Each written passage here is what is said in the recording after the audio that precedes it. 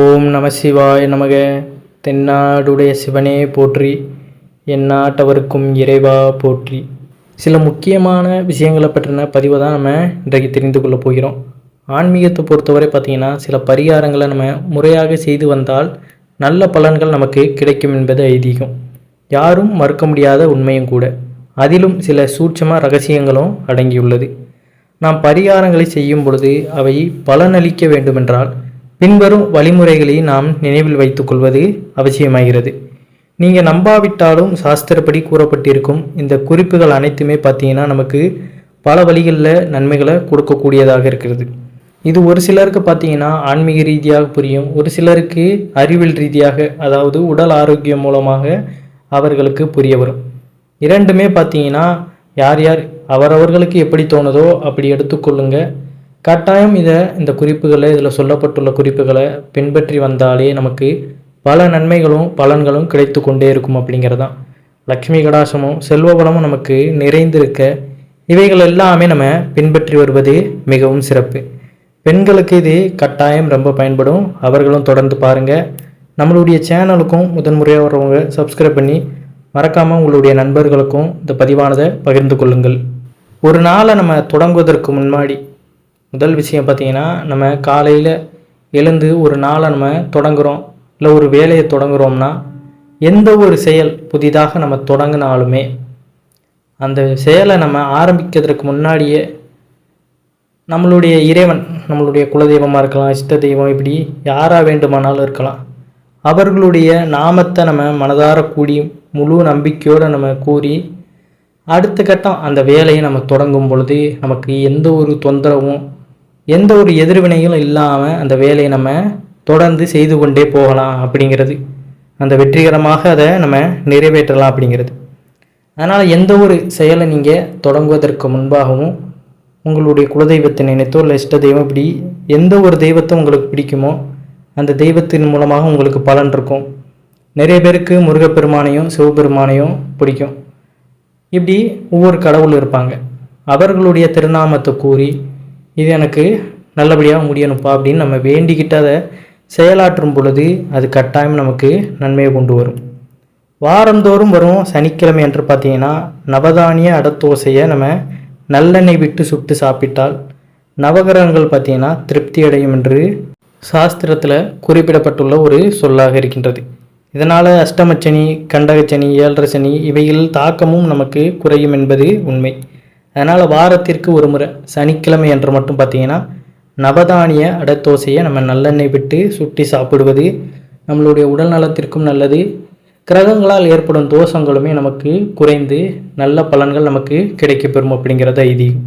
அதனால் இந்த முறையுமே கடைபிடித்து கொண்டு வாருங்கள். நம்முடைய கர்மாவை, அதாவது நம்ம செய்த வினை பயன்களுடைய அந்த கர்மாவை மாற்றக்கூடிய சக்தி அன்னதானத்திற்கு உள்ளது. வீடு வாசல், சொந்தம் பந்தம், தொழில் இவைகளை இழந்தவர்களுக்கு அன்னதானம் அளிப்பது மிகவும் சிறந்ததாகும்.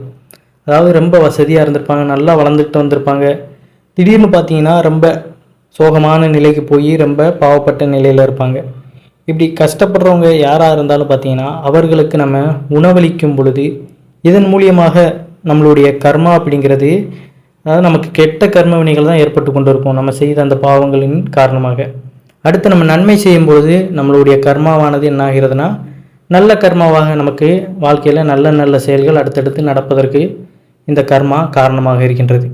அதனால் மற்றவர்களுக்கு, ஏதாவது ரொம்ப கஷ்டப்படுறவங்களுக்கு பார்த்தீங்கன்னா இந்த மாதிரி நீங்கள் அன்னதானம் வழங்கும் பொழுது அது மிகுந்த பலனை அளிக்கக்கூடியதாக இருக்கும். குறிப்பாக பார்த்தீங்கன்னா கோவில்களில் பார்த்தீங்கன்னா நிறைய பேர் வருவாங்க. அதனால் அங்கே உள்ளவங்களுக்கு நீங்கள் சாப்பாடு அளிப்பது மிகவும் சிறப்பானதாக இருக்கும். அதற்கப்புறம் ஒரு முக்கியமான விஷயம் பார்த்தீங்கன்னா, நம்ம ரொம்ப ஒரு ஏழ்மையான நிலையில் இருந்திருப்போம். அடுத்து நமக்கு ஒரு நல்ல ஒரு வாய்ப்பு கிடைச்சிருக்கும், நல்ல பலன்கள் கிடைத்து ஒரு உயர்ந்த நிலைக்கு நம்ம செல்லும் பொழுது பார்த்திங்கன்னா அது நம்ம கூட மற்றவர்கள் இருப்பவர்களுக்கு, அதாவது வெளி தோற்றத்தில் நம்மளை பார்த்து சந்தோஷப்படுற மாதிரி இருக்கும். ஆனால் உள்ளுக்குள்ளே பார்த்திங்கன்னா பெருமூச்சு விட்டு பொறாமை குணத்தோடு நம்மளை பார்ப்பது மாதிரி தான் இருக்கும். இதனால் பார்த்திங்கன்னா நமக்கு தேவையில்லாத எதிர்வினைகளும் கிளம்ப ஆரம்பிக்கும். நம்ம வீட்டிற்கு ஒருவர்களும் கூட பார்த்திங்கன்னா அந்த எதிர்வினைகளை நமக்கு கிளப்புவதற்கு வாய்ப்பு இருக்கிறது. அதனால் உங்களது வீட்டிற்கு சாம்பிராணி புகை நம்ம போடுவது மிகவும் நல்லது. வாரத்திற்கு 2 முறை இந்த செவ்வாய் வெள்ளிக்கிழமையில் நம்ம சாமி கும்பிடுவோம் பார்த்தீங்களா, அந்த நாட்களில் வீடு முழுவதுமே நம்ம சாம்பிராணி புகையை மணக்கச் செய்வது மிகவும் சிறப்பு வாய்ந்ததாக இருக்கும். வீட்டில் உள்ள மூலை முடுக்குகள் எல்லாமே இந்த சாம்பிராணி வாசத்தை நம்ம வீச வைக்கணும்.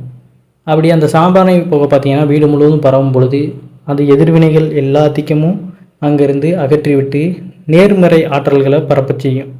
இதனால் அந்த எதிர்வினைகள் நம்ம குடும்பத்தில் குழப்பத்தை உண்டு பண்ணாமல், அதாவது சில நேரங்களில் நம்ம நல்லபடியாக வேலையை செய்து கொண்டு போய் கொண்டிருப்போம், திடீர்னு பார்த்தா ஒரு சறுக்கல் ஏற்படும்.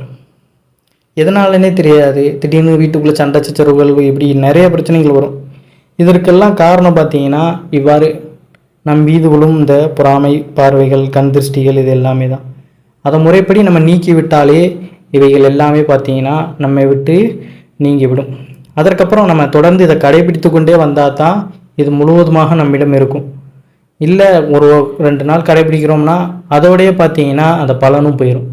தொடர்ந்து நம்ம எவ்வளோ உயரத்திற்கு சென்றாலுமே அந்த பழக்க வழக்கத்தை மாறாமல் எப்படி இருந்து வந்தோமோ அதே நிலையிலே எப்பொழுதுமே இருப்பது மிகவும் சிறப்பு.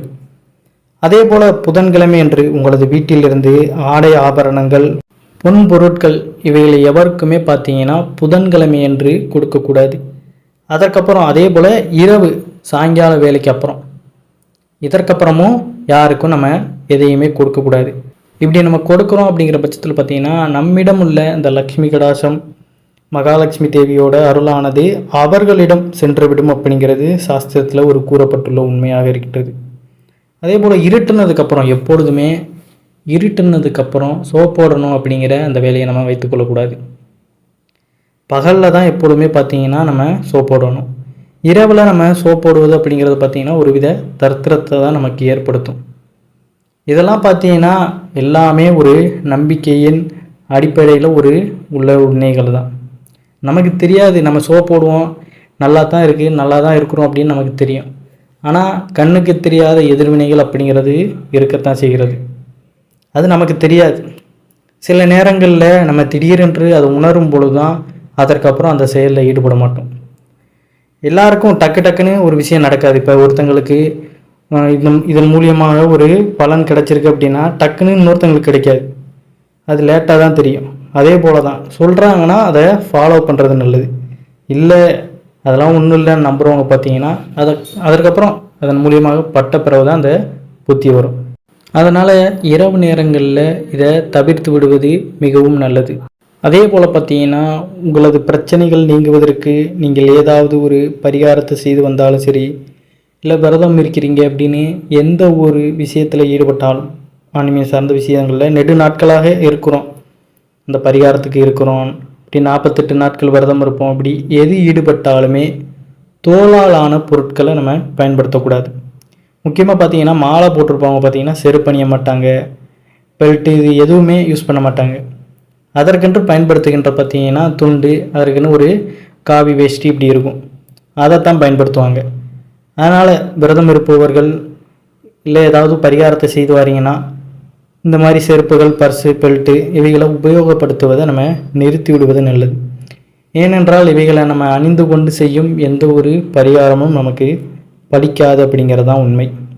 அதே போல் கழுத்தை நெரிக்கும் கடன் பிரச்சனை உள்ளவர்கள் தொடர்ந்து 16 நாட்கள் பார்த்திங்கன்னா நம்ம கோவிலுக்கு கொள்ளு தானம் செய்ய வேண்டும். இப்படி செய்வதனால நமக்கு எப்பேற்பட்ட கடன் பிரச்சனைகளும் தீர்ந்து போய்விடும் அப்படிங்கிறது ஐதீகம். தொடர்ந்து 43 நாட்களும் கோமியத்தை நம்ம வீட்டில் தெளித்து வந்தாலும் பீடை நீங்கும், நம்மளை பிடித்த தத்ரியங்களும் நீங்கிவிடும் அப்படிங்கிறது ஐதீகம். ஏன்னா பசு பார்த்திங்கன்னா மகாலட்சுமியின் அடையாளமாகவே திகழ்கிறது. அது ஒவ்வொருவருக்கும் ஒவ்வொரு விதமான யோசனை வரும். சில பேர் அதை தப்பாக கூட மோடிஃபை பண்ணி கமெண்ட் பண்ணுவாங்க. ஆனால் ஆன்மீகத்தை பொறுத்தவரை பார்த்திங்கன்னா நம்ம நம்பிக்கையோடு செய்கின்ற எல்லா விஷயங்களுக்குமே முழு பலனானது நமக்கு கிடைக்கத்தான் செய்யும். அதனால் தொடர்ந்து 43 நாட்கள் பார்த்திங்கன்னா கோமியத்தை நம்ம வீட்டில் தெளித்து வந்தாலே அது பல நன்மைகளை கொடுக்கும், தரித்திரத்தை நீக்கும்.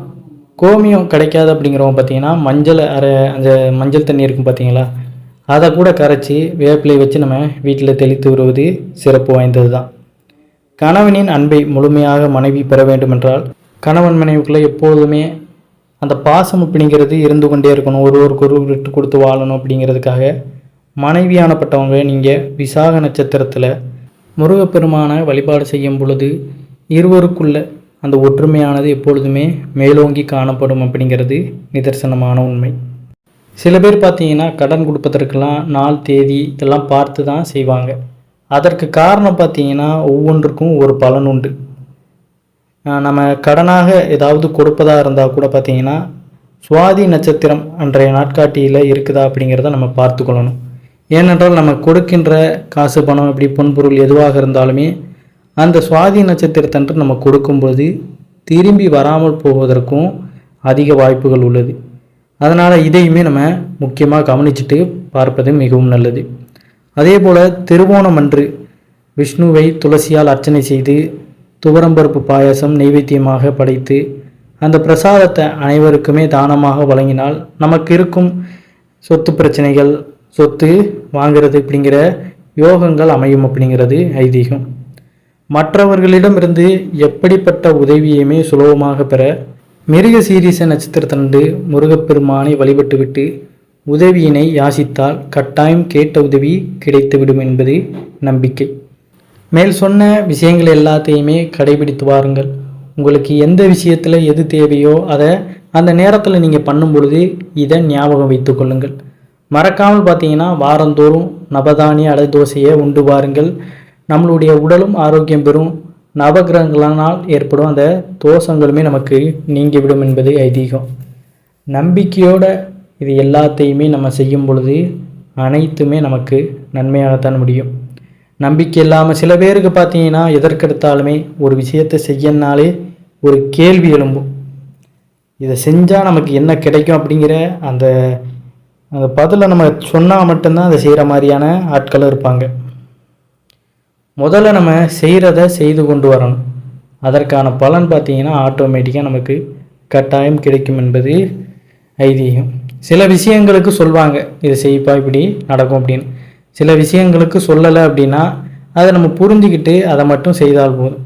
நிறைய நம்ம வீண் விவாதங்கள் கேள்வியெல்லாம் எழுப்புகிறோம்னா நமக்கு அதில் செய்கிறதுக்கும் இன்ட்ரெஸ்ட் இருக்காது. நம்ம அதை செய்கிறதுக்கான புண்ணியமும் நமக்கு கிடைக்காது.